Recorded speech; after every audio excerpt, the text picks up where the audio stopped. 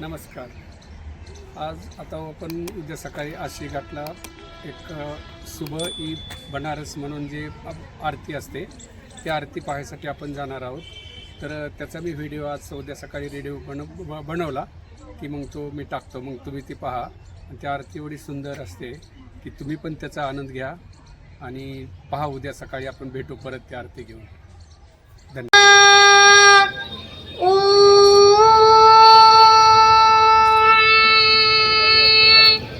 प्रातरग्निं प्रातरिन्द्रं हवामहे प्रातर्मित्रा वरुणा प्रातरश्विना प्रातर्भगं भूषणं ब्रह्मणस्पतिं प्रातः सोममुदरुद्रं भुवेम प्रातर्जितं भगमुग्रं भुवेम वयं पुत्रमदितेजो विधर्ता आद्रश्चिद्यं मन्यमानस्तुरश्चिद्राजा चिद्यं भगं भक्षीत्याह भगप्रणीतर भगसत्यराधो भगेमान्द्रियमुदवाददन्नः भगप्रणो जनय गोभिरश्वैर्भगप्रणृभिर्नृवन्तस्याम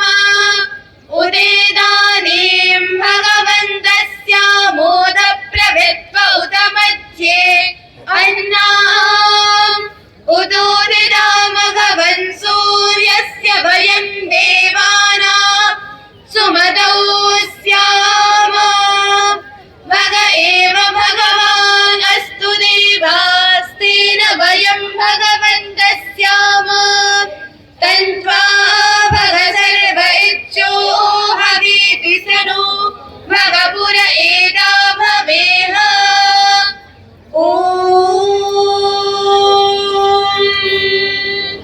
चित्रं देवानामुदगादनीकं चक्षुर्मित्रस्य वरुणस्याग्रेः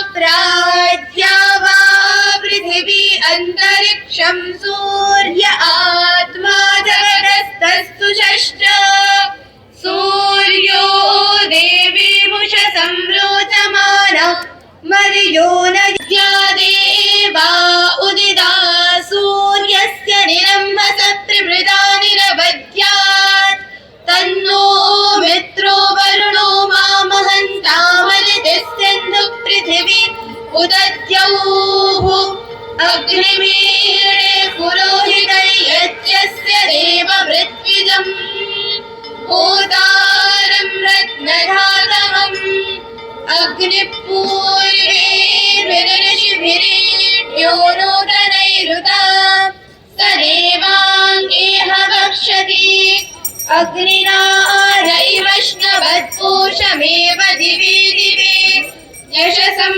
वीरभद्रमम् अग्नेयज्ञमध्वरं विश्वतः परिपूरति स यद्देवेषु गच्छति अग्निर्होता पवित्रदुस्तत्यश्चित्रश्रवस्तमः देवो देवेभिरागमत यदङ्गदाशुषे त्वमग्ने भद्रं करिष्यसि तवेतत्सत्यमं गिरः उपत्वाग्ने दिवे दिवे दोषावस्तर्धिया भयं नमो भयन्तैमसि राजन्तमध्वराणां गोपामृतस्य दीदिविं वर्धमानं स्वेदमे स नः पिदेव सूनवेग्रे सुपादनो भग सचस्वानस्वस्तये स्वस्ति नो मिमीतामश्विना भगस्वस्ति देव्यरिदिरनर्वणाः स्वस्ति पूषा असुरो दधातुलस्वस्त्या वा पृथिवी सुचेतुना स्वस्तये वायुमुखप्रवामहै सोमं स्वस्ति भुवनस्य यस्पति बृहस्पतिं सर्वगणं स्वस्तये स्वस्तय आदित्यासो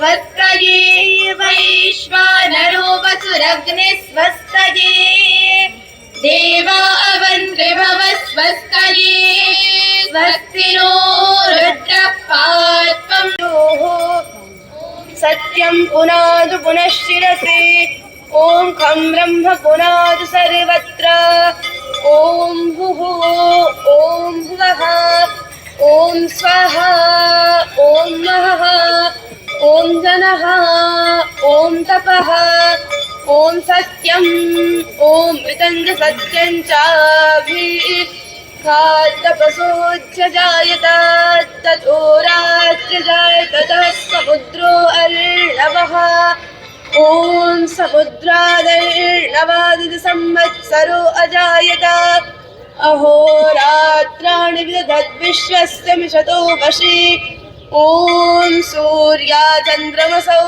धाता यथा पूर्वमकल्पयत् निबन्ध पृथिवीं चान्तरिक्षमथो स्वाहा ॐ शन्नो देवीरविष्टय आभो भवन्तु पीतये शय्योरभिस्रवन्तु नः ॐ प्राचीरग्निधिपतिरसितो रक्षितादित्या इषवः तेभ्यो नमोऽधिपतिभ्यो नमो रक्षितृभ्यो नम इषुभ्यो नमयेभ्यो अस्तु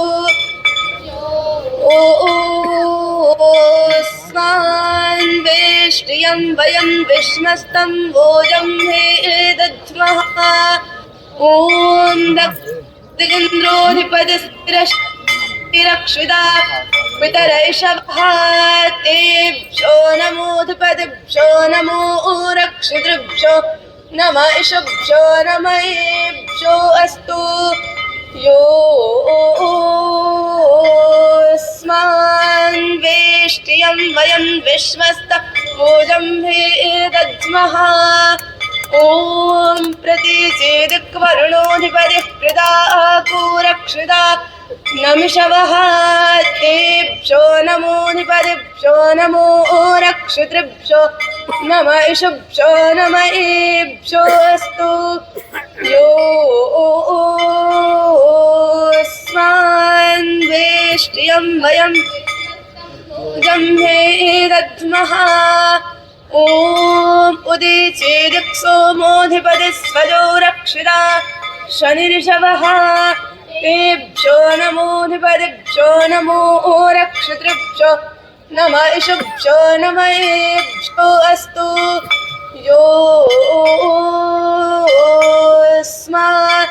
वेष्टियं वयं विश्वस्तं भोजं हे दद्मः ॐ ध्रुवादिक् विश्वनधिपतिः कल्माशग्रीवो रक्षिता विरुध इषवः तेभ्यो नमोऽधिपतिभ्यो नमो रक्षितृभ्यो नम इषुभ्यो नमयेभ्यो अस्तु योऽस्मान् वेष्टियं वयं विश्वस्तः भोजं हे दद्मः ॐ ऊर्ध्वादिक् बृहस्पतिरधिपतिश्वित्रो रक्षिता वर्षमिषवः तेभ्यो नमोऽधिपतिभ्यो नमो रक्षितृभ्यो नम इषुभ्यो नमयेभ्यो अस्तु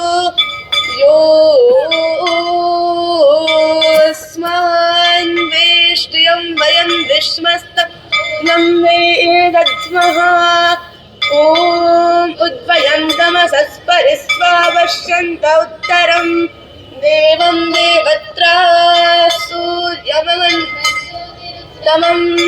ॐ उदित्यञ्जातवेदसं एवं वहन्ति केतवः दृशे विश्वाय सूर्यम् ॐ चित्रं देवानामुदगादनेकं चक्षुरमित्रस्य वरुणस्याग्नेः आप्राज्या वा पृथिवी अन्तरिक्षं सूर्य आत्मा जगदस्तत्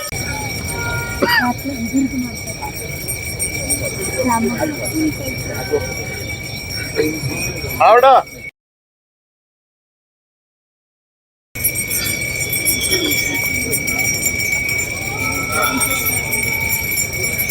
वामस्य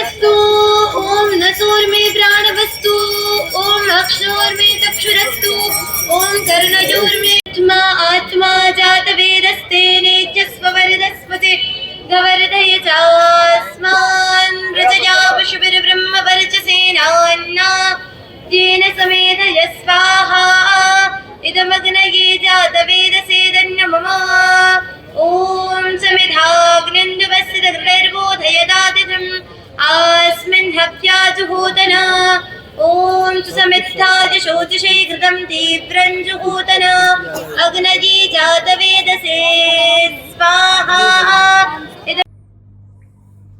तर आज एकंदरीत आपण आज गंगा आरती पाहिली, जी की दररोज संध्याकाळी सूर्यास्तानंतर होते. म्हणजे सूर्यास्त झाला की त्यावेळी आरती चालू होते. आणि या आरतीबरोबरच आपण एक दुसरा उद्या सकाळी जो होते सुबह ई बनारस म्हणून ती आरती होते, तर ती सूर्योदयापूर्वी होते. आणि त्या आरतीसाठी शाळेतील जी मुलं असतात ते मंत्रपठण करत असतात. आणि समोर जे घाट आहे त्या घाटावरती त्यांनी आरतीसाठी स्पेशल असे केलेलं आहे, जागा बनवलेली आहे, त्याच्यावरती ती दररोजची सकाळची आरती होत असते. आणि दोन्ही कार्यक्रम असे एका वेळी चाललेले असतात. आणि खूप सुंदर वाटतं, एकदम मनालाही असं प्रसन्न वाटतं. आणि दोन्ही आरतीसाठी लोक तर म्हणाल तर खूप लोक असतात, म्हणजे आणि सर्व लोक एवढी शांत चित्तानं सगळे ऐकत असतात. आणि ही आरती झाली, सकाळची आरती झाली की त्याच्यानंतर लगेच त्याच घाटावरून आपल्याला सूर्योदय पण पाहता येतो. म्हणजे आणि तो पण नदीच्या दुसऱ्या बाजूला सूर्योदय होतो. आणि ते कसं वाटलं ते पाहायला वगैरे? खूप छान होतं. म्हणजे ते पठण केलेलं पण ऐकायला पण ते मंत्र खूप छान वाटलं.